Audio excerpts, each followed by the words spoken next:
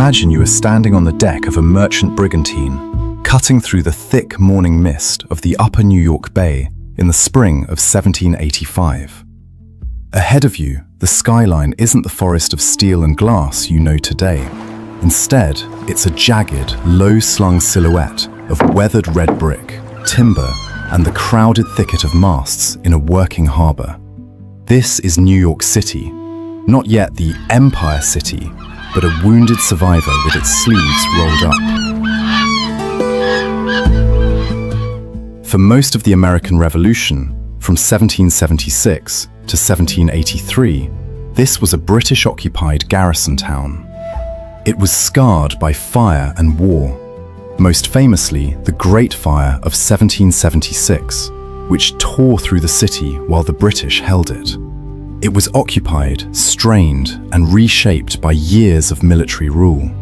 But now, in 1785, the air is changing. It smells of salt, fresh lumber, wet rope, and something harder to name: the intoxicating scent of a city trying to outrun its own past.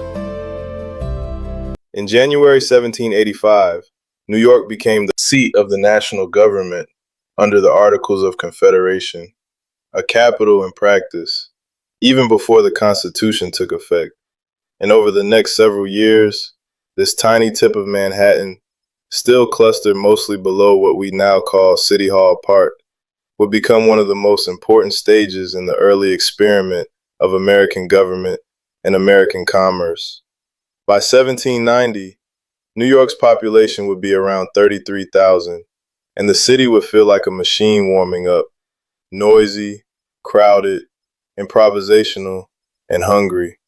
In this journey, we're going to use AI Reconstruction to peel back the layers of 2 centuries of concrete. We're going back to the muddy, chaotic, brilliant streets of the late 1780s, when New York was no longer just a port town and not yet a world capital, but already learning how to be something bigger than anyone could fully see. Let's step off the boat at the East River docks and walk up the slight incline toward the city's heart.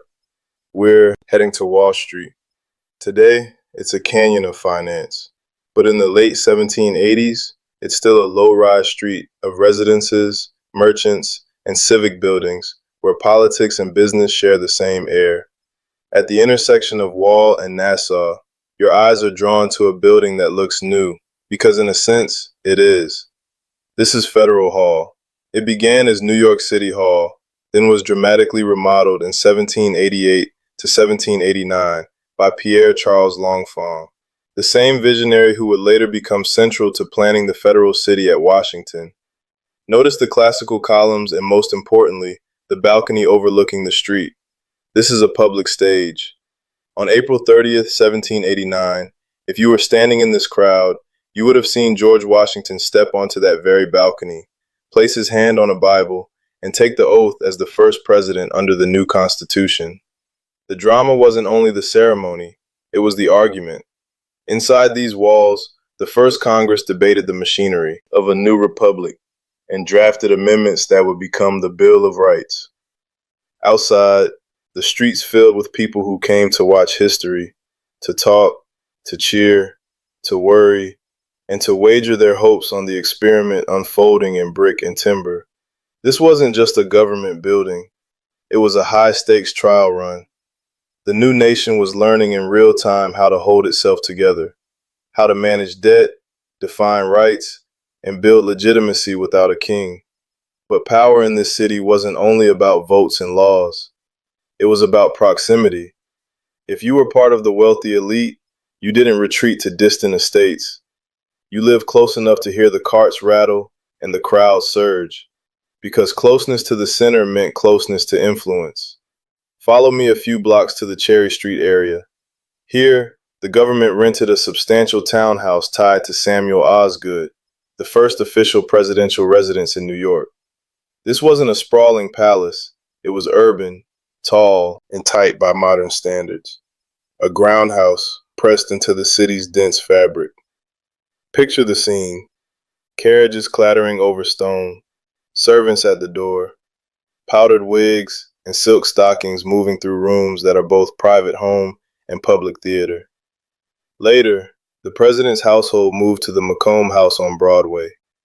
These residences represented the ceremonial side of a new republic, one that forbade titles of nobility, yet still carried the habits of hierarchy and formality. Inside, Martha Washington hosted formal receptions, levees, where the rules of social standing were felt, even when the nation insisted it had left aristocracy behind. The public rooms were for ritual influence and display. The private quarters were simply domestic life, cramped, lived in, smoky with fires, and close enough to the street that the city's smells and noise were never fully shut out. Even luxury in 1789 meant sharing walls, hearing neighbors, and stepping outside into a world of horses, mud, and refuse. That closeness between leaders and crowds, between politics and daily life, helped give New York its early edge. Here, the Republic didn't live behind gates. It lived in the street. Now, let's leave the hushed halls of power and head toward the water. If you want to know what New York felt like, don't only think of churches and courtrooms. Think of the places where information moved fastest. Taverns, docks, and coffee houses. These weren't quiet cafes. They were loud, smoky rooms where commercial gossip traveled at the speed of breath. In the early 1790s, one of the most famous was the Tontine Coffee House at Wall and Water. Opened in 1793, it became a gathering point for merchants and brokers, part of the ecosystem that helped turn street corner deals into something more organized. And in 1792, just a few years after our main moment, traders formalized an agreement, the famous Buttonwood Agreement, that later generations would treat as a starting line for the New York Stock Exchange. The market wasn't born in a single instant. It condensed out of noise, coffeehouse arguments, handwritten contracts, and the everyday hunger to turn risk into profit. Down at the Battery, the city breathes. In the 1780s, it's already a promenade, open air, harbor wind, a place where people stroll to see and be seen. It's not a modern catwalk, but it is public theater. Sailors, laborers, merchants, and families drift through the same space, watching ships come and go. The waterfront carries the city's two realities at once, glamour and grit, opportunity and danger. Taverns near the docks can host everything from business deals to rough entertainment. The details of any single evening can't always be proven, but the pattern is clear. In New York, leisure and commerce overlap. A day might begin with a civic spectacle near Federal Hall, shift to the wharves, where goods arrive from across the Atlantic and beyond, and end in a crowded room where politics, rumor, and ambition sit at the same table. In a city defined by trade and growth, religion still anchors the skyline. Look up in our Reconstruction. One of the most prominent spires belongs to Trinity Church. The original Trinity was burned in the Great Fire of 1776. In the late 1780s, it was being rebuilt into its second incarnation, a process that culminated when the Second Trinity Church opened in 1790. Nearby, St. Paul's Chapel survived the fire. Step inside with me. It's 1789. The interior speaks in 18th century craft and Anglican tradition, orderly, steady, old world in tone. This is where Washington went after his inauguration, a quiet ritual after a public storm. And there's a practical side to these sacred structures too. In a dense city of wood, fire is a constant fear. Church bells were not just for worship. They could also be used as civic alarms. One of the ways a community raised the alert when smoke rose over rooftops. At the very southern tip of the island stood Fort George, long a symbol of colonial authority near Bowling Green. But by the end of the decade, the fort itself was becoming obsolete. In 1790, plans moved forward to tear it down and reuse the site for a grand new building, the Government House, intended as an official residence for the president.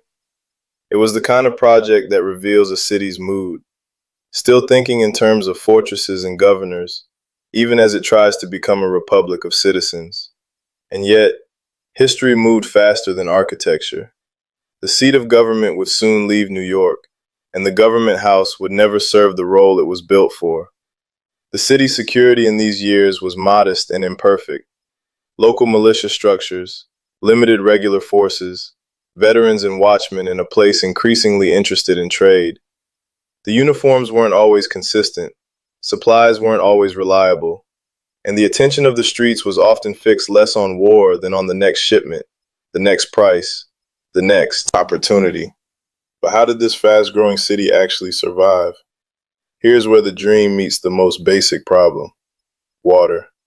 How do you keep tens of thousands of people alive on a small island without modern plumbing? In the late 18th century, fresh water is not guaranteed. Many wells can turn brackish or polluted as the city grows. Certain sources become prized, and one famous example is the tea water pump near Chatham and Roosevelt, so associated with good water that it enters the city's folklore. Water can become a commodity, carried and distributed, argued over and guarded like any other resource. And the water story doesn't end in our time window. A decade later, in 1799, New York chartered the Manhattan Company officially to supply water, yet with powers that also allowed it to operate as a bank. It's one of those New York tales where infrastructure and finance intertwine so tightly, you can't tell where one ends and the other begins. The line from that company runs through mergers and centuries into what later became part of the Chase lineage. Movement on the ground is just as chaotic. New York is still a walking city. Its core is compact enough that you can cross Lower Manhattan on foot without much ceremony. But the streets can be uneven, muddy, and crowded. They're not paved with gold. They're paved with cobblestones in some places, ruts in others, and a constant churn of carts, animals, and people. And yes, roaming pigs are a real part of the urban landscape.